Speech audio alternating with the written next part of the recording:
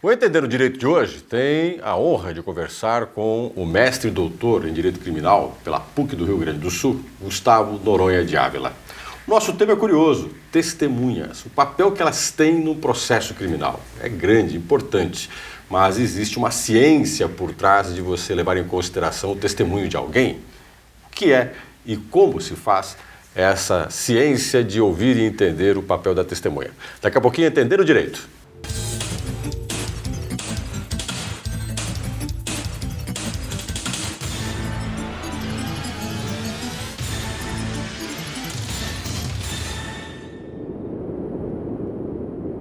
O Entender o Direito de hoje tem a honra de receber o mestre e doutor em Direito Criminal, Gustavo Noronha de Ávila. Gustavo, antes de mais nada, muito obrigado por aceitar o nosso convite. É um prazer, Gilson. Contem sempre comigo.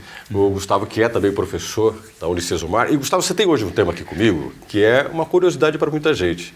Nós temos alguns crimes de repercussão nacional. Tivemos personagens, que acabaram marcando a vida dos brasileiros de uma forma negativa por causa desses crimes. E tivemos também algumas pessoas que foram testemunhas e que foram vitais para absolver ou condenar alguém. Olha, eu queria que você falasse um pouquinho sobre a testemunha. O que é a testemunha? A testemunha dentro de um processo do direito. Bem, Gilson, a testemunha acaba sendo, em função da conjuntura que a gente tem no nosso país, aquela pessoa que vai nos dar, via de regra, a dinâmica do evento. Então é a testemunha que vai nos dizer o que aconteceu, como aconteceu, onde aconteceu, quando aconteceu. A testemunha, ela nos traz informações fundamentais para poder tentar entender esse fato passado. Então, a testemunha, sem dúvida nenhuma, é aquela prova que no processo penal brasileiro acaba sendo o grande combustível, desse processo. Então, falar em testemunha hoje no Brasil é falar com aquela chamada prova que vai acabar tendo uma relevância maior dentro do processo penal. Agora, como é que a gente classifica a testemunha? Vamos pensar, um crime acontece, algumas pessoas presenciaram, todos podem ser testemunha? Não. Como é que se seleciona quem está apto ou não a ser? Isso parte da vontade da pessoa que fala, eu não quero testemunhar sobre isso, ou não, a pessoa às vezes tem obrigação de testemunha. Bem, não existe sim uma obrigação de se testemunhar, de prestar esse tipo de anuência e colaboração com a justiça. A testemunha ela tem esse dever legal e ela vai ser selecionada a partir de um conjunto. A testemunha, ela sempre vai ser preferencialmente aquela que estava mais próxima ao local do evento e que consegue nos trazer mais informações. Testemunho vem do italiano testare, que quer dizer aquele que experienciou, aquele que percebeu a situação, aquele que vislumbrou o evento e que realmente tem algo a dizer. Então, no Brasil, a gente até admite, em alguns casos, o testemunho indireto, por exemplo, o ouvir dizer. Mas a testemunha que vai ter um peso maior depois no processo de decisão, de tomada de decisão do juiz, vai acabar sendo aquele testemunho direto, aquele que realmente visualizou a cena do crime e visualizou essa dinâmica do evento. Mas não é só esse tipo de testemunho que vai ser levado em consideração. Eu costumo chamar essas provas que acabam tendo uma relação com a memória como provas dependentes da memória. Então, nós não só temos aqui o testemunho, como também temos os reconhecimentos. Reconhecimento pessoal, por exemplo, a gente conseguir identificar, ser colocado frente a uma pessoa e trazer uma informação positiva ou negativa de que se aquela pessoa estava ou não na cena do crime, se praticou ou não aquele delito. Isso é muito comum. Mas existem uma série de problemas que a psicologia do testemunho vai relatar na maneira como essa prova ela acaba sendo elaborada. E isso pode, com certeza, determinar a condenação, muitas vezes, de um inocente ou a absolvição de um culpado. Agora, Gustavo, você falou da psicologia, do testemunho, mas eu queria puxar um pouquinho a nossa conversa por uma fala sua lá atrás. A pessoa pode testemunhar. Existem aqueles que, como você colocou, estavam mais próximos da situação. Quando eu falo de proximidade, distância da situação, é uma questão física mesmo? De, por exemplo, você testemunhar um assassinato que aconteceu logo ali na minha frente, 2 metros, 1 metro na minha frente. Ou você vê de longe um determinado tipo de violência, uma prática de violência. Ou aquele que é o vigilante vê pelos monitores de uma câmera. A testemunha tem também outra questão, além dessa física, a questão de envolvimento com uma das partes que acabou sendo, né, ou quem foi, por exemplo, vamos pegar no homicídio, foi morto, é aquele que praticou o assassinato. Claro. A legislação nos traz algumas regras, né, Gilson, em relação a quem pode testemunhar. Se essa pessoa tem uma relação de amizade muito próxima ou de inimizade em relação a quem está sendo acusado, ela não pode servir de testemunha. É necessário que essa testemunha tenha um certo grau de imparcialidade em relação a esse evento para não poder comprometer essa produção de prova. Em relação à questão dos aspectos físicos, eu trabalhei num caso bastante rumoroso no ano passado, que foi a morte do médico carioca Jaime Gold, na Lagoa Rodrigo de Freitas, aqueles adolescentes que teriam o esfaqueado para poder... roubar a bicicleta que exatamente, poder levar a bicicleta. E aquele caso ele foi, para mim, bastante paradigmático de como a gente acaba decidindo, com base numa prova exclusivamente dependente da memória e em total descompasso com os saberes científicos que nós temos hoje. Eu fiquei curioso, como assim? Vamos explicar um pouquinho. Você coloca em xeque o testemunho de quem viu e pela própria memória tenta retratar. Exatamente. Porque... E as questões técnicas seriam a perícia, aquilo que foi levantado? Exatamente. Em verdade, a perícia nos trouxe algumas confirmações de que ele tinha realmente sido morto por um objeto cortante, pérfuro cortante, que seria uma faca. Então, esse aspecto técnico, ok. O problema é identificar a autoria, ou seja, quem foi o responsável pelo cometimento daquele delito.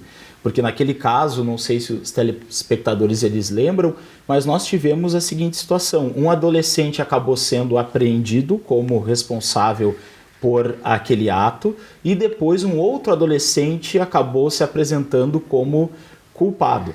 Então, se ficou dentro do processo, dentro do procedimento, melhor dizendo, uma discussão sobre quem teria sido o responsável. E os dois adolescentes tinham características físicas, né, faciais de rosto muito parecidas. E naquele caso concreto eu recebi, claro, né, eu atuei, fiz um parecer pro bono, atuei de forma voluntária para a defesa, que também estava atuando de forma voluntária, e nós percebemos, olhando o material probatório, a câmera de segurança, era um posto de gasolina, para o nosso telespectador entender, nós tínhamos um frentista, esse frentista seria a testemunha-chave, ele foi o que acompanhou, digamos assim, a movimentação que estava acontecendo na orla, só que esse frentista estava a uma distância 5 vezes maior do que a psicologia do testemunho recomenda que se tivesse para poder fixar as características faciais de rosto do responsável por aquele ato. Qual que é essa distância que se tolera para um testemunho? Olha, levado em consideração? seria no máximo 3 a 4 metros para a gente conseguir fixar características físicas, né, Gilson? Por mais que nós sejamos colegas de faculdade, se eu tiver que descrever o teu rosto em detalhes, mesmo convivendo todas as semanas, eu vou ter uma dificuldade muito grande. E a psicologia explica isso, que realmente é uma tarefa cognitiva complicada. Eu posso até dizer, olha, usar óculos, né, tenho um cabelo grisalho, eu posso trazer algumas características, mas situações específicas ou características muito específicas individuais, nem sempre eu consigo. Isso é uma limitação nossa. E no caso desse, que definisse o perfil de dois adolescentes que eram muito parecidos com você colocou. Exatamente. Você estava nas mãos a vida dos dois, de certa forma. Exatamente. E o que aconteceu, né, Gilson, é que aquele posto, para o nosso telespectador entender, ele ficava próximo à orla, né, mais ou menos uns 20, 30 metros dessa orla, e antes da orla havia uma via de muito movimento, de trânsito muito intenso. Então, existiam vários fatores distratores além da distância para a gente poder crer que aquele frentista realmente conseguiu fixar essas características do rosto de quem perpetuou aquele ato. Então, como os adolescentes eram muito parecidos entre si, havia, sem dúvida nenhuma, uma fundada dúvida, no mínimo, sobre quem teria sido o responsável. E por mais que o caso tenha sido de grande repercussão, sem dúvida alguma nós precisamos atender a esses critérios. E naquele caso concreto, me parece que dificilmente alguém teria condições de fixar detalhes tão específicos que pudessem diferenciar um adolescente do outro. Estou conversando com Gustavo Noronha de Ávila, mestre, doutor em Direito Criminal pela PUC do Rio Grande do Sul, professor da Unicesumar. Daqui a pouco a gente volta para falar um pouco mais sobre as testemunhas, entender um pouco o que é a psicologia das testemunhas, que o professor é especialista e vai falar um pouco mais para a gente sobre esse tema. Daqui a pouco a gente volta.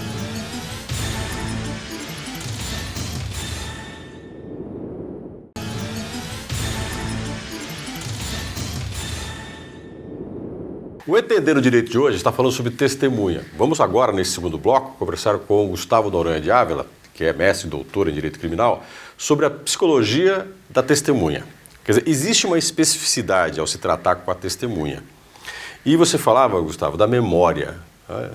Como historiador, na minha formação, na minha graduação, a memória oral é um negócio complicado. Sim. Porque as pessoas, claro que eu estou falando de uma memória de 20 anos, 30 anos, ela costuma ficar um pouco distorcida. Tem um envolvimento emocional de quem faz o testemunho, o esquecimento de alguma coisa. Claro que no caso, quando você é uma testemunha criminal, no processo criminal, ela está mais perto do fato. Mas nem por isso ela deixa de ter um pouco de distorção dele. Sem dúvida nenhuma, né, Gilson? A questão da memória humana é uma questão que, por mais que nós tenhamos pesquisas da área das neurociências, nós ainda sabemos muito pouco sobre o cérebro e sabemos muito pouco sobre como essa memória se consolida. E em relação à memória, nós temos um problema bastante sério, que é não apenas o fato de que nas nossas faculdades de direito, muitas vezes a gente, na verdade, isso é uma questão estrutural, o próprio MEC não valoriza a disciplina da psicologia do testemunho. No entanto, todo e qualquer acadêmico de direito que for exercer sua profissão vai ter que saber como lidar com a memória de uma testemunha. E os nossos acadêmicos acabam por essa falha estrutural, por essa lei de diretrizes e bases que não contempla a psicologia do testemunho como disciplina obrigatória nos currículos das faculdades de direito, eles acabam saindo das faculdades sem perguntar. Por que eu estou trabalhando essa questão? Porque a memória só é possível em função do esquecimento. E o esquecimento é uma questão natural, é uma questão normal. É humano, as pessoas esquecerem. Exatamente, é até saudável nós esquecermos. Não é, como diria o Nietzsche, o animal ressentido é o ruminante da memória. Ou seja, o fato da gente lembrar de fatos com detalhes muitas vezes pode significar até mesmo uma dificuldade. Traumas eternos, você pode passar a vida inteira remoendo uma situação. Exatamente. E por outro lado, essa questão do fator tempo que tu estás trazendo é absolutamente crucial. Porque a memória ela só é possível porque nós temos no nosso cérebro mais memórias extintas ou quase extintas do que memórias vivas. Então, se eu for descrever para ti o que eu fiz ontem, eu até posso fazer. E eu só consigo fazer porque eu vou esquecer com certeza de uma série de detalhes. Não vou provavelmente te trazer uma narrativa precisa com detalhes. Exatamente de tudo que eu fiz ontem, por exemplo, né? Durante o dia ou durante a noite, eu posso te dizer, olha, dei aula. Agora, se eu conversei, ou com quantos alunos eu conversei, com quais alunos eu conversei especificamente, isso o meu cérebro vai ter muito mais dificuldade de poder trazer.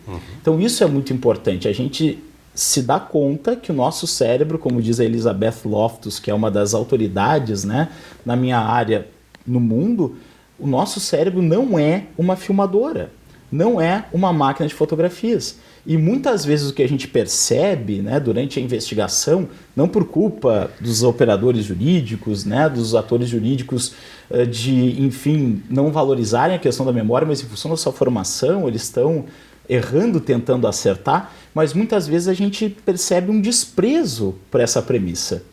Muitas vezes se ignora o fato de a testemunha vir perante um juiz, perante um promotor, perante um defensor, falar sobre um evento que aconteceu há 1, 2, 3, 4, 5 anos atrás. E isso, claro, que vai ter repercussão em termos de fixação de memória e, claro, no sentido da gente conseguir recuperar essa memória. Ô, Gustavo, alguém tem uma curiosidade. Então, significa que a gente, às vezes, se depara com o testemunho de uma pessoa que vivenciou um crime há 2 dias. E como você disse, a gente, ao relatar o que aconteceu, a gente mesmo, que não presencia crime, a gente às vezes, ou não presenciou nenhum crime costumeiramente, a gente tem uma dificuldade muito grande de poder descrever o nosso dia a dia.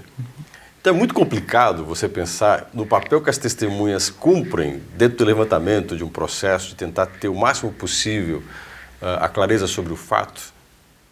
Sem dúvida. Ou seja, a gente pode ter um cara que vivenciou um crime há 2 dias atrás e ele não ser tão preciso quanto a gente pensa que ele deveria ser. Com certeza, até porque, né, Gilson, um crime não acontece em câmera lenta. Então, no momento que está ocorrendo alguma situação de interesse do sistema de justiça criminal, essa testemunha ela pode estar distraída. Mas ainda assim, se estava ali no momento do fato, é bem provável que ela vai ser chamada pela autoridade policial, depois pela judiciária, para poder trazer alguma informação. Então, essa questão de como se vivencia a cena do crime é bastante única, é bastante específica. E o direito, a gente conhece bem na sua pretensão universal de atender a todos, da norma ser aplicável a toda e qualquer situação, tem muita dificuldade em lidar com esse tipo de questão. Nenhuma testemunha é igual à outra. Cada uma vai acompanhar esse fato criminoso de uma maneira diferente. Vou dar aqui só um exemplo. Nós podemos ter, isso se trabalha em psicologia de testemunho, a questão da valência emocional do evento. Existem testemunhas que podem fixar essa situação com uma riqueza de detalhes impressionante. Elas podem, inclusive, no futuro até mesmo desenvolver um transtorno de estresse pós-traumático, por exemplo. E elas não conseguem... Não porque elas têm boa memória, mas porque elas ficaram chocadas. Exatamente, aquilo traumatizou de uma forma que elas não conseguem mais seguir em frente. Um fato violento, ele é potencialmente traumático, então essa testemunha ela pode lembrar de muitos detalhes. Não que isso seja algo bom, né, para ela. Para a pessoa. É bom para você poder ter clareza do fato. Exatamente. No entanto, nós também podemos ter o extremo oposto, onde a pessoa simplesmente como forma de se autopreservar e de conseguir seguir em frente, ela simplesmente esquece daquele fato, ela não quer mais lembrar, não quer mais recuperar aquela informação, e isso acaba, sem dúvida nenhuma, gerando uma diferença de tratamento que nós precisamos ter nas nossas práticas judiciárias e nas investigações policiais. Gustavo, tem 2 coisas que eu quero abordar com você. Uma delas eu vou aproveitar essa parte mais final desse nosso segundo bloco, que é o acompanhamento de pessoas que foram testemunhas. Algumas delas você falou que ficam chocadas, descrevem com detalhes o fato, o crime, mas depois tem como herança uma dificuldade enorme de poder superar a experiência que tiveram. Essas pessoas têm acompanhamento? É preciso também levar em consideração que essas pessoas merecem uma preocupação por parte do Poder Judiciário. A Justiça tem que também cuidar de pessoas que não foram a vítima, mas que testemunharam e terão sequelas disso?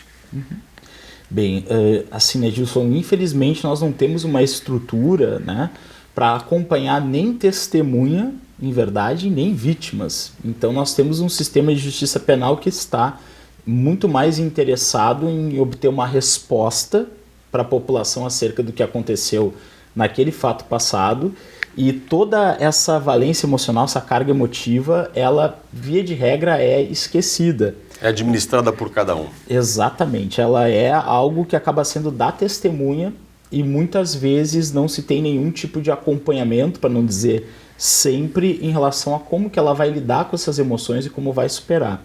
Agora, é claro que a psicologia do testemunho, né, Gilson, vai nos descrever melhores práticas para a gente também conseguir obter, dentro desse procedimento de investigação ou dentro do processo penal, informações em maior quantidade e em melhor qualidade.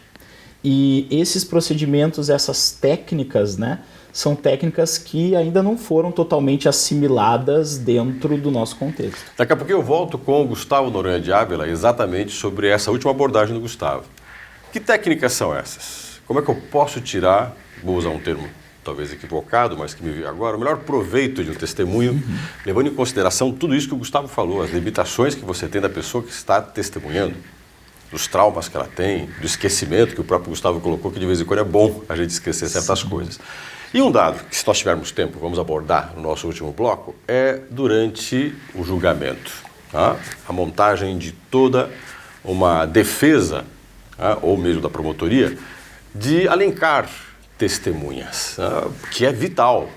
Pode, inclusive, como num jogo de xadrez, definir o final dessa história em que está o promotor e o advogado de defesa na busca de fazer operacionalizar o direito e do juiz ser efetivamente justo, e a testemunha tem um papel vital nisso. Daqui a pouco a gente volta.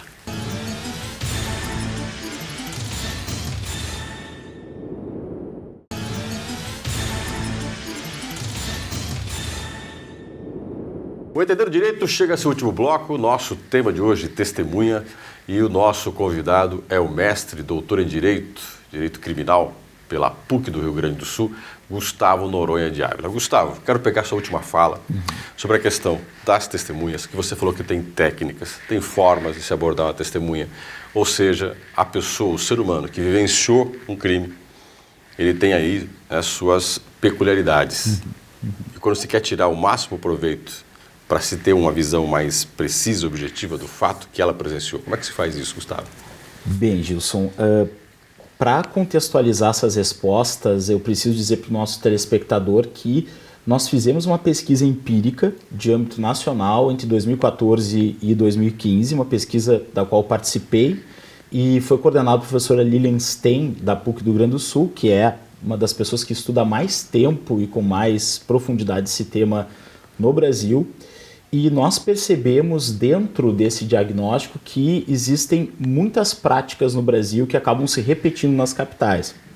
Nós somos para cinco capitais, né, das 5 regiões brasileiras, entrevistamos 84 pessoas entre policiais militares e civis, promotores, defensores públicos e privados e juízes e chegamos a essa conclusão, que não se sabe perguntar, que não se cumpre ou não se atende com os requisitos que são, desde muito, trazidos dentro da psicologia do testemunho como sendo os aceitáveis. Por que isso é tão importante, né, Gilson?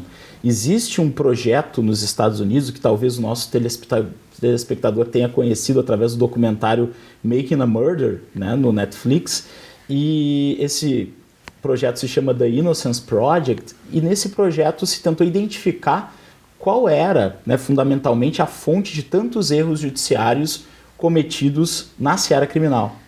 E a fonte, em 75% das situações, era a prova dependente da memória. Ok? Ou seja, o papel que a testemunha cumpre. O papel que a testemunha cumpre ao ser entrevistada ou em reconhecimento. E assim, né, Gilson, nós temos, na verdade, fundamentalmente, se descreve já há pelo menos 30 anos na psicologia do testemunho, as seguintes estratégias. Primeiro, essa pessoa tem que saber qual é o motivo da entrevista. Então, muitas vezes nós temos, por exemplo, na investigação policial, um convite que é enviado para uma pessoa, né, para prestar esclarecimentos em tal dia, tal hora. Por que isso é tão complicado do ponto de vista da psicologia do testemunho? Porque essa pessoa, ela aparece por lá sem saber o que ela precisa entregar para aquele entrevistador, ele não sabe qual o motivo daquele encontro e, sem dúvida nenhuma, essa pessoa já vai estar num ambiente hostil, né? Hostil no sentido que ela não conhece, não é familiar, muito antes pelo contrário, e ela vai prestar esclarecimentos. Ora, a maioria de nós que recebe um convite como esse vai ficar preocupado em que condição você ouvido. Vou brincar com você, uma das primeiras perguntas que se vem é: o que eu fiz de errado? Por que estou sendo chamado? Exatamente. Então, até no processo penal isso não acontece com tanta frequência porque se tem pelo menos um resumo do fato e já vai se saber em qual condição vai ser ouvida. Mas como a investigação muitas vezes vai também repercutir no processo penal, o que acontece nessa primeira fase é que nós precisamos ter uma informação precisa. Essa é a medida número 1. A medida número 2 é tentar estabelecer algum tipo de empatia com o nosso entrevistado, né, que a psicologia do testemunho chama de rapport, né, o termo técnico. Nós vamos perguntar, ora, né, o que tu fazes, onde tu vives, no que tu trabalhas. Todas essas questões podem tentar deixar a testemunha mais à vontade para poder entregar, né, alguma situação que é de interesse desse entrevistado. E claro, isso é natural. Qualquer um de nós, se chega perante uma pessoa que a gente não conhece para narrar um fato que foi traumático, violento, como é um crime, vai ter algum tipo de introversão, vai ter algum tipo de dificuldade de poder falar. A terceira situação, o terceiro ponto, é que nós devemos solicitar o relato livre. O que é o relato livre? Nós vamos, no máximo, se for o caso, realizar perguntas abertas para essa testemunha. O que significa isso? Essa testemunha, ela deve ficar à vontade para trazer as informações sem ser interrompida, sem ser excessivamente perguntada, e que ela possa reconstruir aquele fato de acordo com o que ela percebeu e não de acordo com o que o entrevistado imagina que ela tenha percebido. Ou seja, ela que estabelece as relações de valores, na hora que ela vai descrever a sequência do que ela considera mais importante, mais relevante. Perfeito. A gente estabelece nessa questão em psicologia do testemunho como o controle da entrevista. Quem tem o controle da entrevista é o entrevistado. Ok. E essas perguntas, quando forem feitas, se forem feitas, elas vão ser perguntas abertas. O que é uma pergunta aberta? Um exemplo de uma pergunta aberta. O que tu te lembras que tem acontecido no dia tal? Data do crime, data do fato que a gente está investigando. Por quê? Porque assim essa pessoa tem condições, isso se tem também descrição na psicologia do testemunho, é uma técnica que se chama recriação do contexto original. Quanto mais detalhes do dia eu puder lembrar, maior a chance de eu conseguir reconstruir aquele fato com uma precisão um pouco maior. Então, dá um exemplo banal, às vezes quem tem fome noturna, né? Nós acordamos às 13h30 da manhã com a firme determinação, com a ideia de pegar uma maçã na geladeira. Saímos, levantamos da cama, passamos pelo corredor, passamos lá pela sala de jantar, chegamos na cozinha, abrimos a geladeira e o que a gente queria mesmo? O que eu faço para lembrar, né, o que eu queria da geladeira? Bem, simples. Eu vou voltar para o contexto original, vou voltar onde eu tive aquela ideia, lá no quarto, e provavelmente eu vou conseguir lembrar que era uma maçã. Da mesma forma vai funcionar com a testemunha. Então eu não posso ir para o final, perguntar assim, o que você queria na geladeira? É de onde surgiu a ideia do que você queria, que era maçã. Exatamente. Então eu fazer uma pergunta aberta traz muito maior, né, qualidade nas respostas e mais quantidade de informações. A pergunta fechada, que geralmente é feita, infelizmente a gente constatou isso em várias fases, né, desse diagnóstico, tanto na abordagem pela Polícia Militar, como depois na investigação policial, como no processo penal, ela tem muito pouco a contribuir para essa situação e ela tem uma possibilidade muito maior de gerar um problema que é muito grave na psicologia do testemunho, que são as distorções de memória, as falsas memórias. Porque a partir do momento que alguém está fazendo perguntas fechadas, está trazendo alguma sugestão de que o evento possa ter sido ou possa ter acontecido de uma forma diferente, como a testemunha percebeu, o resultado pode ser, né, visto, por exemplo, no Making a Murder. Pode ser visto em condenações equivocadas. E, infelizmente, a gente sabe que no Brasil existem muitas pessoas presas por problemas derivados da memória de testemunha. A gente só não sabe quantas. Né? Então, esses passos são absolutamente fundamentais, evitar perguntas fechadas. Por exemplo, a pessoa estava com camiseta vermelha no dia do crime, a pessoa que praticou esse delito. Por que evitar essas perguntas? Porque só admite dois tipos de resposta. Sim ou não? Sim ou não. Ok, então isso é até produto da lógica também. Eu tento evitar esse tipo de pergunta porque assim eu não vou trazer elementos para a investigação, para o processo. Ô, Gustavo, eu estou meu tempo esgotado e eu queria aproveitar só para não perder aquela oportunidade da pergunta que a gente fez aí no nosso último bloco. Por isso que quando você vai, seja o promotor, seja o advogado de defesa, alencar quem será a testemunha é crucial para um desfecho de um julgamento. Bem, essa testemunha, digamos assim, chave, né, muitas vezes, ela vai depender do contexto em que nós estamos inseridos. Por exemplo, o frentista que a gente comentou antes era considerado testemunha-chave, porque na verdade foi o único que percebeu aquela movimentação e parou inclusive para alertar os outros colegas frentistas que alguma coisa estava acontecendo lá na frente, perto da orla. Então esse é um critério, a proximidade com o evento, a proximidade com o fato, a condição de trazer, né, elementos para elucidação e claro, essa pessoa vai ser intimada, né, se for no processo pelo oficial de justiça, se for na fase da investigação vai receber um convite, muito provavelmente realizado por algum inspetor, escrivão, alguém que trabalhe dentro da delegacia e vai ser chamado para poder, né, colaborar para desvendar esse evento. Mas, sem dúvida nenhuma, nós temos que ter, né, Gilson, muito cuidado com a forma como a gente produz essa prova, porque distorções existem e privações de liberdade também derivadas dessa prova dependente da memória. O primeiro eu queria agradecer o Gustavo. Gustavo, muito obrigado pela sua presença aqui. Prazer. Grande Gustavo prazer. Noronha de Ávila, que é mestre doutor em Direito Criminal pela PUC no Rio Grande do Sul, falou sobre, principalmente, a psicologia da testemunha, que é, curiosamente, uma peculiaridade do direito que tem um papel vital no direito criminal. E pelo que o Gustavo colocou, parte considerável de nossos acadêmicos na formação não tem essa preparação. Preparação que no exercício de sua profissão pode definir o destino de muitas pessoas. Sim. E decidir o destino de algumas pessoas, decidir o destino por lado ruim para essas pessoas, é uma culpa que ninguém quer levar. Por isso a gente tem que tomar muito cuidado quando observa um crime, quando se é uma testemunha, quando se vai indagar uma testemunha, entender o papel importante dela. E o Gustavo esclareceu muito bem isso.